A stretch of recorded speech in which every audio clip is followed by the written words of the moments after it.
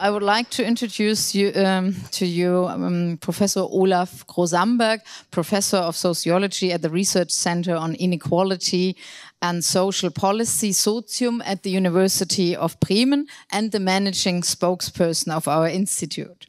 His research focuses on the structures, conditions, and consequences of social inequalities in welfare societies. His most recent publications include Trust and Compliance, Milieu-Specific Differences in Social Cohesion during COVID, among a lot of other authors from FGZ Bremen.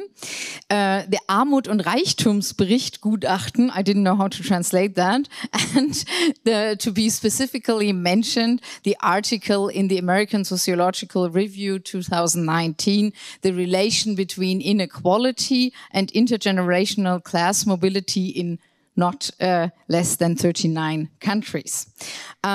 He's also the head of the RISC Data Center, since the Practice Council managed the importance of the data studies, and he might give us an insight into the panels, into the surveys, probably as well. And in his talk, he will try to cover a wide range from looking back to previous work of RISC's first funding period to ideas of our hopefully funded future research, taking up some of the discussions we had at the very lively summer school these days, a lot evolving around indeed still the definition of social cohesion, as we just did, and of course of this year's annual conference and placing them into context. And I assume he will therefore address the variations and the transformations of both, if you remember the slides we showed you of on Thursday, of both the discourses and the structures of cohesion. And we are all very much looking forward to your presentation, Olaf.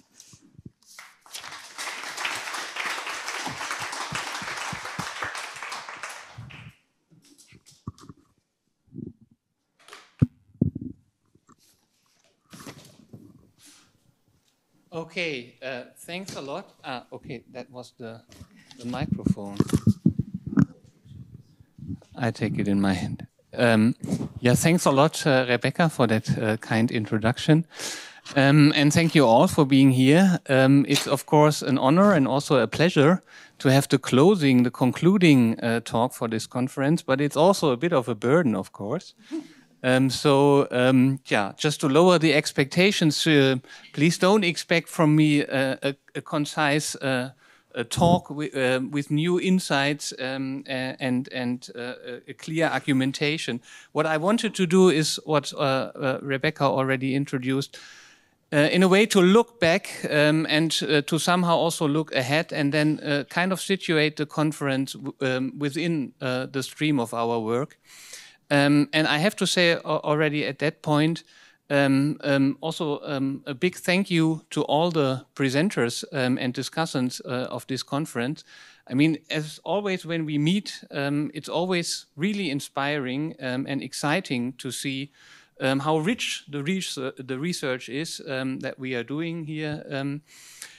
But for me, it was also kind of truly promising to also see that I think that we really developed a common language and a kind of a common framework of understanding across all the disciplines and all the different methodological and even epistemological perspectives within RISC.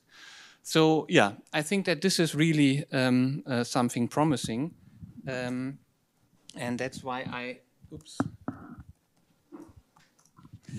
and that's why actually, yeah, I want to, as I said, I want to look back and ahead. As you all know, we submitted our continuation proposal of RISCs, where we have a report to summarize the findings of the first funding period, at least so far, and also the proposal of what we want to do in a second funding period, if we are, of course, allowed to.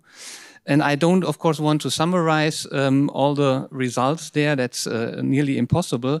But as I said, I think that much of what I heard during, on the one hand, the summer school, but then also this annual conference, seems to me really picks up many of the issues and topics and also conceptual frameworks that we have developed and that we want to think further. And yeah, this is what I want to do in my talk.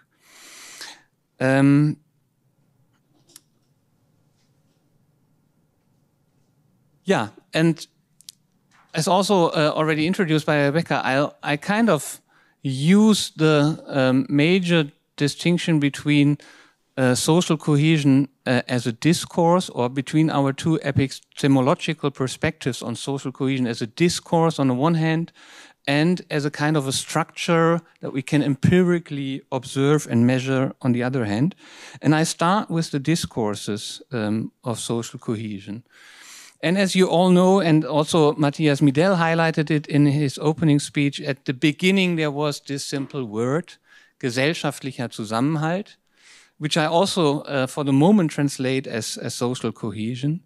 And to some extent this German debate on social cohesion and the strong career, the steep career of this discourse is still a kind of a mystery. So how can we explain the emergence and career of this discourse? What were the triggers and what were probably the deeper causes of this discourse? Who were the actors and what did or does gesellschaftlicher Zusammenhang or social cohesion mean in this discourse? And what is new and specific about this discourse compared to historical times, but also compared, of course, globally to other countries.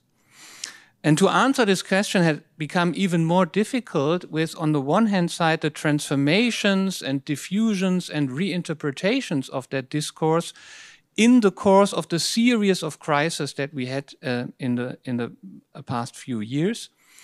But also because of the global, not only spread, but also of the global presence and emergence of this discourse.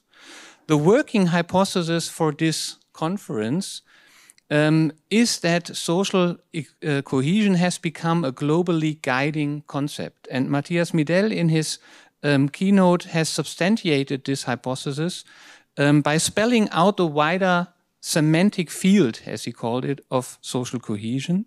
And just to recall the key elements, he explained that social cohesion emerged as a globally guiding concept in the context of the rise of populism as a counter-movement to globalism and as a resource that states, which kind of experience a comeback, have to rely on in order to deal with social transformations. And then there were two additional elements, culturalization and the role of emotions. But I think, yeah, that this gives already quite a good working hypothesis. And as a sociologist, of course, with no or little area expertise, I cannot judge on that. But it was highly interesting to also listen to the impressive presentations at the panel 6 on social cohesion in a global perspective, which seems to kind of, substantiate this claim even further. So in the cases of China and South Africa, they, I think, exemplify how social cohesion is strongly employed by state actors, by the state himself, in the process of national state building and also consolidating. And it's also a discourse or a term that is used. It's not social cohesion, but sometimes similar words are used. To strengthen national unity. I think that's the core. It's a kind of a discourse from above. And that was also my impression when I listened to the presentations. But then I was also corrected. There's not only this discourse from above in these countries and cases, there's also a strong discourse from below. And it seems like that these two are kind of, in a mutual exchange, so to speak.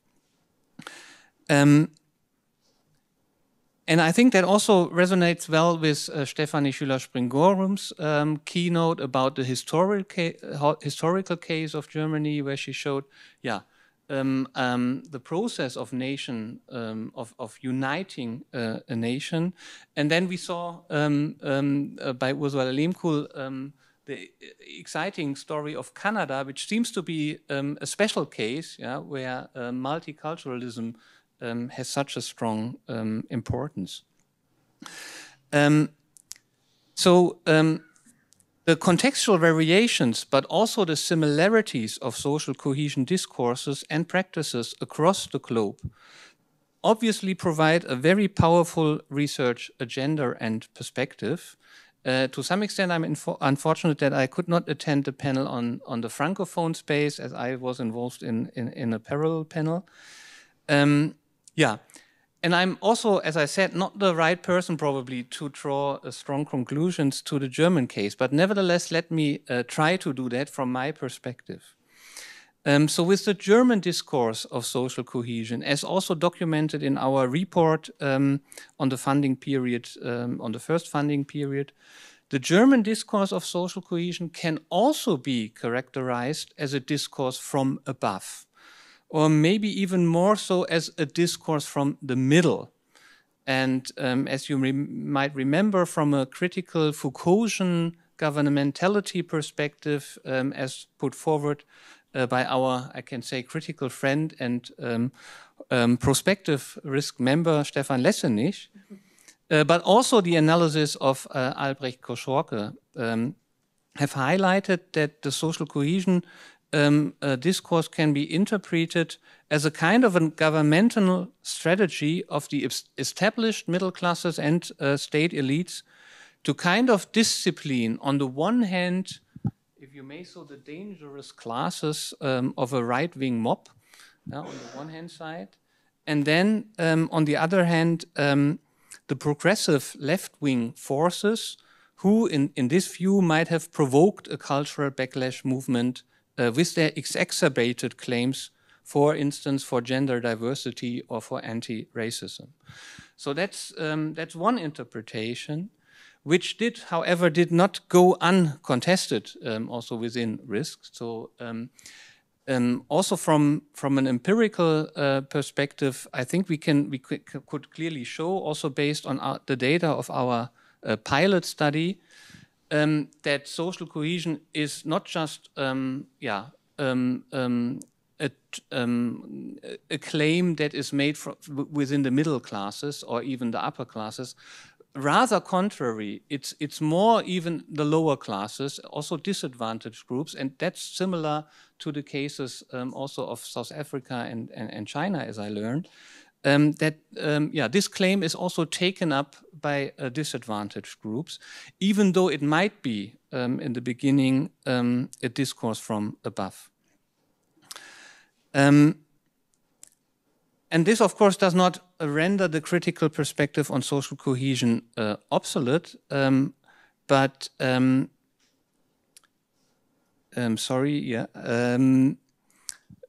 think I said that already, but there is another important finding is that there is more variation within the population regarding the discourse of social cohesion. And this, as I already said, has even increased with the recent crisis of the COVID pandemic, the consequences of the Russian war against the Ukraine, and the heated debates on political measures against climate change, where we see that different actors now take up that claim of, or also that term of social cohesion and interpret it in their own ways. So there is a big variety of discourses or of ways how social cohesion is used also in the German, but not only in the German society. And in order to grasp this variety in our proposal for a second funding period, we have built on Albert Hirschman's concept of exit, voice, and loyalty to kind of provide an analytical framework for these kind of transformations of social cohesion. So from that perspective, we can maybe now reframe this critical perspective on the German discourse of social cohesion as a strategy of loyalty, or that's probably a dominant discourse. So social cohesion in Germany, like in other countries and world regions, is employed as a resource to mobilize loyalty and legitimacy for state policies, and in particular for measures to deal with global transformations and crisis management. But at the same time, it allows for the voices of various groups in the society and actors to be heard. So once social cohesion is in the world, governments or dominant actors cannot simply ignore these kind of voices that claim for change and reform in order to realize social cohesion. So this shows that there, and we know that there's social cohesion, there is a normative connotation, or it's loaded normatively, but in very different ways. And that's why we use the concept of social cohesion as a normatively empty one. But actually in society or in practice, it is always used with a specific normative connotation. Yeah. And of course, these normative meanings of social cohesion can also and are also specified in really exclusionary terms and ways, as in the case of understanding social cohesion as cultural homogeneity. But here it seems to me that there is still a major difference between the German discourse of social cohesion and its global counterparts, as far as I have learned about China, South Africa, or Bangladesh, and also compared to his historical predecessors in the German Reich, for instance. Because in these cases, a dominant, the dominant normative connotation of social cohesion is actually kind of national unity. And I don't think that this is the dominant normative connotation of the German discourse of social cohesion. It's not a discourse primarily about unity of the German society, but it's rather contrary. It aims at mobilizing loyalty for, however moderate, cultural diversity and, of course, for liberal democracy. So the normative element which is inherent to the German discourse of social cohesion, although unspecified and vague, is essentially a democratic one. It's participatory and it's geared at overcoming social divides in the German society. And therefore, I think it opens the door for a variety of normative conceptualizations of social cohesion. One of the results of our discussions was that we felt that an explicit normative conceptualization of social cohesion as democratic cohesion, that's something which is in high demand, and it's agenda. And this probably will also allow to get rid of the backpack of retrospective nostalgia that encumbers the concept of social cohesion. The social cohesion that we probably most likely never yet existed. So the past is not the reference for what we might spell out as a democratic social cohesion conception. Oh, I completely forgot to go through the slides, but actually those are only keywords. So far we dealt with, and it's already too long, with the variety of transformations and of discourses of social cohesion. Let us now turn to social cohesion in its structural meaning. And by social cohesion as a structure, as you remember, we mean the empirically observable quality of social relations. And in our RISC heuristic, we conceptualize this structure by 5 key elements that I don't need to repeat to you, I think. In our cluster 2, which mainly kind of deals with this perspective, we study the varieties of social cohesion structures in a way that we distinguish social cohesion forms and modes of social cohesions within specific groups, within specific local spaces, within specific institutional settings, and that all then embedded in certain welfare state and structures and public goods, and on the other hand, media communication. So that's the kind of a systematization that we developed within the cluster 2. And in order to make it a bit shorter, I think that a major result or finding of the plenty of empirical research that we have there, and also, of course, in cluster 1, which deals with political attitudes and institutions, that if we look at these empirical structures, we even see a larger variety and diversity of structures of social cohesion in terms of different kinds of values, attitudes, practices, and social relations. For instance, if you recall the result of our RISC pilot study, where we could find in terms of ideological polarization within Germany, that there's not just one conflictual axis between cosmopolitanism and communitarism or something like that, but we found at least 3 major conflict axes. Cosmopolitanism is one, conventionalism or kind of authoritarianism is a second one. Those 2 are related. People who are more on the cosmopolitan side are generally more on an anti-conventionalist side, but that correlation is far from perfect. It's 0.3 in statistical terms. So there is a correlation, but it's not too strong. So we also have people who have cosmopolitan values, but at the same time are at least moderately authoritative and conventionalist, and the other way around. And then we find a third conflictual ideological axis, which is concerned with social inequality and the social divide in the society. And that one is completely independent from the other 2. So whether you are a cosmopolitist or whether you are a conventionalist, it does tell you nothing about the values that you have against social inequality. That's just one example of that there's more diversity within the population.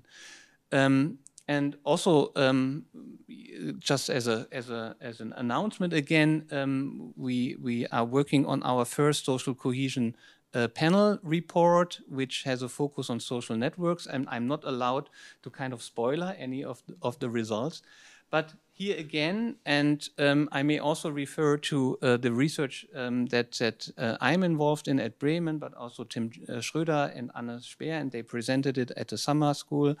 Our concept of social milieus that we've developed, it shows that there's a much greater variety of social groups in the society that hold different views.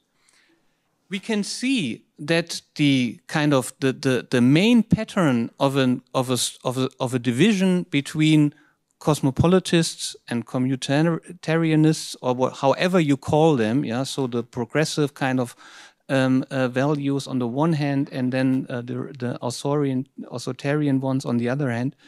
You can clearly see that this is a major divide, but it's not the only one. Individuals who belong to kind of such clear groups, these are minorities. So minorities kind of, nevertheless, in the public discourse are kind of overrepresented to some extent.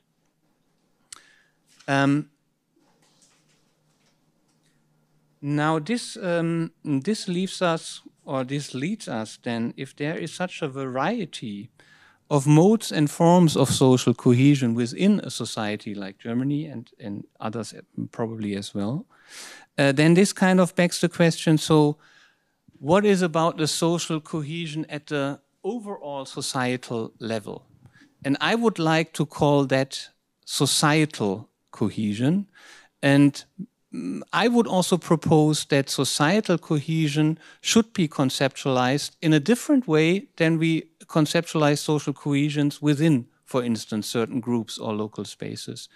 Because in my view, and I keep it here a bit shorter than in the presentation, in my view, societal cohesion and the term gesellschaftlicher Zusammenhalt really, in Germany at least, really refers to the question how different the different social groups with their different socioeconomic living conditions and different values, practices and attitudes and so on, how they relate to each other and how can you still real living conditions. We also included indicators of wealth, of housing and of labor market integration. And it's also not based on cross-sections, it's based on 5-year panels. But that's not at all important. What you clearly see here in the picture is that there is this almost continuous increase at the lower end of those who are in poverty in Germany. And this is not simply income poverty measured at 1 year.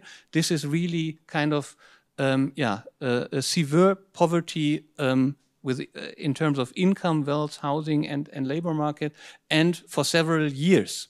And at the upper part, you simply see the most privileged groups, the affluent groups, that are also constantly growing. So this is a socioeconomic polarization that we have in Germany for many, many years.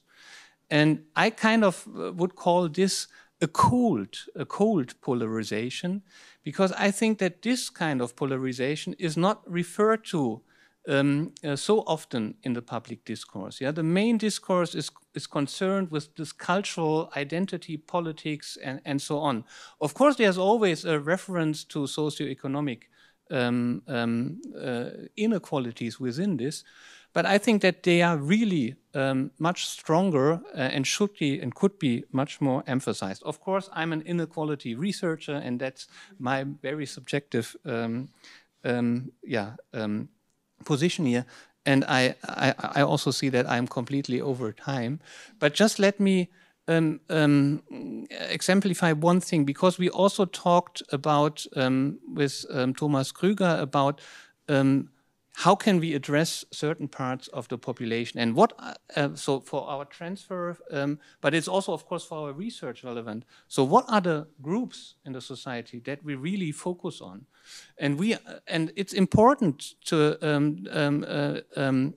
realize that these kind of lower stratas, which are really falling behind in socioeconomic terms in Germany over the past decades, they are not completely those who support the far right. Increasing parts of them and maybe major parts of them do so, but there are also major parts who do not so. And I think those are groups that we should really kind of address and focus on. And at the same time, if you look at the upper parts of that social stratification, we had this really highly interesting panel on climate change. Maybe we should really also focus on the upper parts and also develop kind of formats of transfer to get engaged with these kind of people. They are easily approachable because they are more highly educated and high on resources. But we have to also talk to them about how they feel, what is their position within the society. And we know that they are kind of strongly culturally divided. There are parts of the population which simply resist on holding their privileges and status, but there are also really large parts in these upper parts who kind of hold solidarity values and would like to see a more equal society, even if they belong to the privileged groups. Yeah, let me simply stop here and really say a big thank you. It was really a pleasure attending this conference, and I hope it's not too late for some questions, at least, if you have them.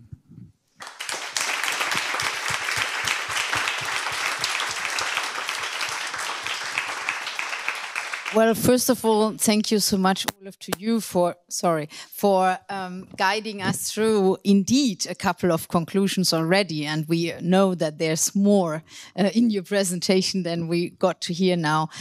Looking at the time, I will have to be very strict for different reasons. A lot of people leaving, of course, and the technical supply running out of time. I will allow only, let's say, 3 representative questions, hopefully made with short remarks. So who will take up this challenge? Yeah, now everybody is afraid, yeah. But hands up for questions on the conclusion order. Don't be shy. Otherwise, I will ask Olaf to finish the talk and give another half an hour of presentation. Well, I mean, we overwhelmed them. Yeah, now we overwhelmed them. To push here. I mean, I think we will have plenty of occasions to discuss on these issues. Well, Barbara, open the floor and then we'll see. No, it's not. The expectations are probably high. You know, if I look at how you presented this institute, it seems to be kind of a divide between discourse and structures. And or this is what you showed, right? Or maybe to the people from the outside, it may appear like that. And I do see a bit of a problem in how we bring these together, and which does not mean that there aren't projects which, kind of try to, combine them, but maybe you could also comment on that once more, because maybe we have another 5 years in thinking about this. I mean, thank you. Thanks, Barbara. That's a very important point. I mean, of course, that was not meant in such a way. Rather, the contrary. I really think that this kind of duality of perspectives is really very productive, and we can really learn from each other. And by the way, it's also important to note, and this is completely, this has completely been masked here by my presentation. Maybe, of course, there are many projects who look at both sides. So if you, I mean, we look at discourses quantitatively, with our surveys. I think the qualitative research is considering discourses, is considering narratives and how important they are for individuals. So that's why I also refer to this idea of distinguishing between loyalty, voice, and exit, because this is a kind of framework where discourse and practices are kind of already within, bind within one perspective. And I also think that those who look at, for instance, global, so what I heard about China and South Africa and Bangladesh, that wasn't all discourse.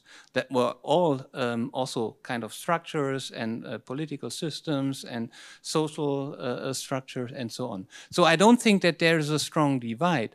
I still think that these are two different perspectives, that you can take. So once you ask yourself, how can I conceptualize social cohesion in a way that I can measure it empirically? That's the one question. And the other question is simply you look at how people understand social cohesion. Well, thank you, Olaf, once again for the presentation, and to you all for asking these questions.